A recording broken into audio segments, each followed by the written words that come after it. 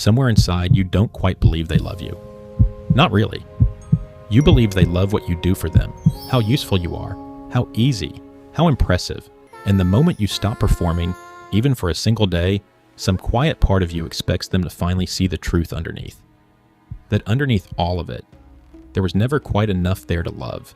Just a person, ordinary, unremarkable, someone who has to keep earning their place at the table. So you keep achieving, keep helping, keep being easy to love, agreeable, low maintenance, endlessly accommodating, because some part of you believes the real you was never quite enough. And if that fear lives quietly inside you, this video is going to explain exactly where it came from. Not to fix you.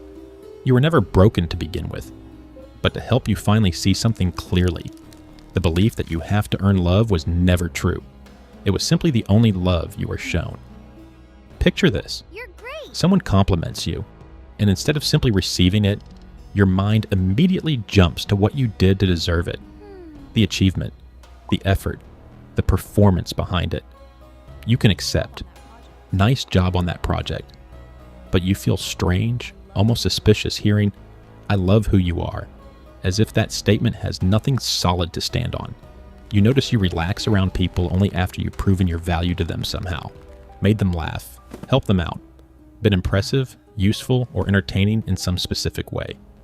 And you notice the opposite too, the quiet anxiety that creeps in during ordinary, unremarkable moments when you're simply present, contributing nothing, achieving nothing, just existing quietly nearby.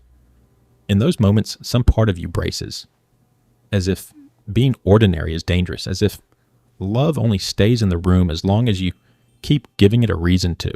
You've built an entire identity around being valuable, impressive, easy, necessary. And you rarely stop to ask, would anyone still want me here if I did absolutely nothing at all? That question terrifies you more than almost anything else, because somewhere inside you're genuinely not sure. And you've spent years making sure you never actually have to find out. This isn't vanity or insecurity in the ordinary sense. It's something deeper and much older. And understanding where it began is where we're headed next in this video. Psychologists describe this as conditional love wounding, a deep belief formed in childhood that love and acceptance were never simply given, but had to be continuously earned through performance. This usually begins when a child receives clear, consistent signals that affection, attention, or approval increase specifically when they achieve, behave well, or make things easier for others. Maybe warmth appeared reliably after good grades. Maybe you were praised specifically for being helpful, mature, or easy, while difficult emotions or ordinary needs receive noticeably less warmth in return.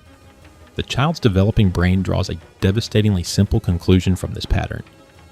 Love is not something I inherently deserve. Love is something I must continuously produce and earn. This creates what therapists sometimes call the performance-based self, an entire identity built almost completely around usefulness, achievement, and being consistently easy for other people to manage.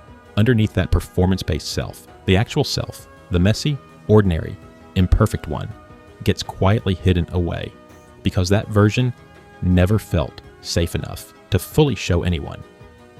And here is the exhausting part. Performance never truly satisfies this wound, because on some level, you know the love was earned by the mask, not by the person beneath it. So the fear never actually resolves. It simply gets temporarily quieted until the next opportunity to prove your worth all over again presents itself, and the entire cycle repeats. Here's what happens inside a child who learns this lesson early. They begin constantly, unconsciously scanning. What do I need to do right now to stay loved here? This scanning becomes so automatic that it eventually feels like personality rather than strategy. The child grows into an adult who is naturally accommodating, achieving, impressive, seemingly by nature, but underneath that seemingly natural ease lives a specific quiet terror. If I ever stop, if I ever simply exist without producing value, I will finally be found out. Found out as what, exactly? As ordinary. As someone whose presence alone was never quite enough reason for anyone to want to stay close, to choose them, to love them. This is often called conditional self-worth, a sense of value that exists only while performance continues and collapses the moment achievement or usefulness temporarily stops or simply pauses. People who carry this wound often struggle profoundly with rest, stillness, and receiving. Not because they dislike relaxing, but because stillness feels dangerously close to being unnecessary or forgettable. They may also struggle deeply to trust compliments about their character while easily accepting praise about their output. Because character feels unprovable, output feels concrete, countable, safely undeniable evidence. And here's the open loop worth holding on to because we are coming back to it. The very intensity of this fear is often proof of something important, a genuine, deep capacity for connection. As adults, this wound quietly shapes almost every relationship. They overgive. They struggle to ask for help. They panic subtly whenever someone seems the slightest bit less impressed with them. They may unconsciously test people, pulling back slightly to see whether affection survives their imperfection, their ordinariness, their simple, unremarkable presence, without them having to earn it back. You see it in the partner who becomes anxious the moment a relationship feels calm and secure, almost waiting for something to go wrong, some proof to finally surface. You see it in the friend who cannot simply receive help without immediately insisting on repaying it somehow, uncomfortable with the idea of being given something without earning it first. You see it in the employee who works through illness, through exhaustion, through days that should genuinely be rest days, terrified that slowing down will reveal they were replaceable all along. You see it in the person who fishes for reassurance constantly, not because they're needy by nature, but because the reassurance never quite sticks or settles deep enough to hold.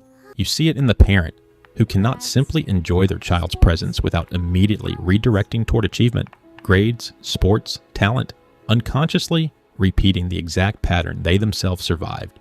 You see it in the person who feels a flash of genuine panic during ordinary, quiet Sunday mornings when there is nothing urgent to accomplish and nobody currently needs anything from them. You see it in the one who cannot fully relax on vacation, quietly checking messages, staying useful and reachable, unconsciously terrified of what pure, unearned rest might actually reveal about them. And you see it in the quiet, specific ache of receiving genuine, unconditional love from someone, and still somehow waiting for the other shoe to eventually and inevitably drop. This waiting becomes its own particular kind of exhausting loneliness, because even surrounded by people who genuinely love you, some part of you remains convinced it simply cannot possibly be true. This is the cruel irony of the conditional love wound. It often creates the exact outcome it fears most: distance, disconnection, exhaustion, through the relentless effort to prevent it. I promised we would return to something. The intensity of this fear is often proof of a genuine, deep capacity for connection. Let's talk about exactly why that's true. People who don't deeply value connection rarely fear losing it this intensely. The fear itself reveals something important. Somewhere inside, how much real closeness genuinely matters. Your hypervigilance around love, ironically, comes from taking love seriously, more seriously in some ways, than people who received it unconditionally and never had to think about it at all. You developed an extraordinary sensitivity to what makes people feel valued, cared for, and genuinely seen, because you spent years studying it closely, trying desperately to earn it yourself.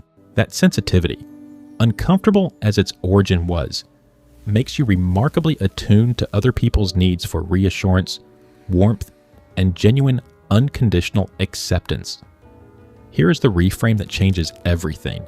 Your worth was never actually tied to your performance. That was simply the specific, limited language love happened to speak in your household. The people who loved you conditionally were not measuring your true worth accurately. They were expressing the outer limits of their own capacity to love without strings quietly attached. Their conditions were never a verdict on you. They were a reflection of what they themselves had learned love was supposed to look like, and that lesson was never actually true. So, what does healing this actually look like? It begins with a genuinely uncomfortable practice. Letting yourself be seen doing absolutely nothing impressive, and staying present in that discomfort. It means practicing receiving a compliment about your character without immediately deflecting toward your achievements. Just thank you.